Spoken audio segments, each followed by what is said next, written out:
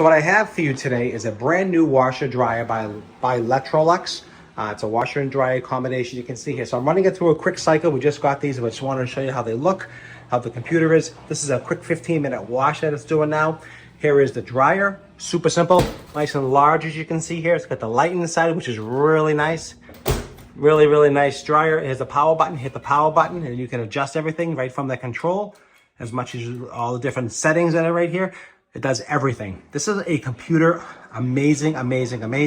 Shut that down. This is going through a cycle. Just running through a quick cycle, make sure everything is good. You got all the settings here, sanitize, heavy loads, light loads, quick wash, whatever. You can see here how they look. Absolutely love. You can see inside, actually the light is in, you can see inside how it's just tumbling around. I'm just doing a quick set, make sure everything is okay. It looks fantastic, really quiet. Can't even hear it. So it's going through a dry cycle right now. As you can see here, the drum is spinning.